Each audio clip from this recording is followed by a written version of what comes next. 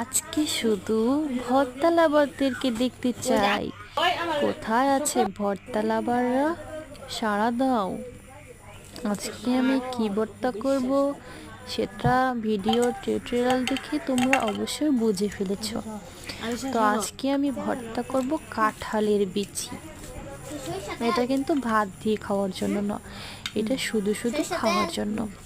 সর্বপ্রথমে কাঁঠালের বিচিগুলোকে সুন্দর করে ভেজে সিদ্ধ করে নিতে হবে।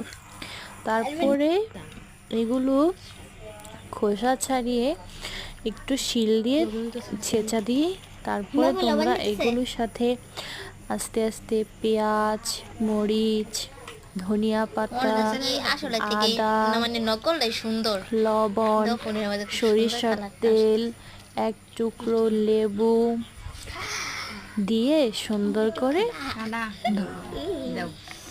মাখিয়ে নিয়ে তোমরা পরিবেশন করতে পারো এই সুস্বাদু একটা মজাদার ভর্তা।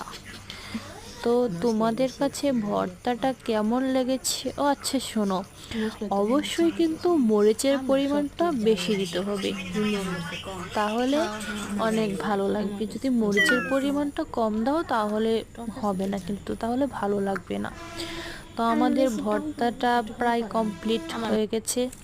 তো আমরা ভর্তাটা এখন খাবো। তোমরা দেখতেই পাচ্ছ আমরা খাওয়া অলরেডি শুরু করে দিয়েছি। সত্যি বলতে ভর্তাটা এতটা মজা হয়েছে কি বলবো তোমাদেরকে।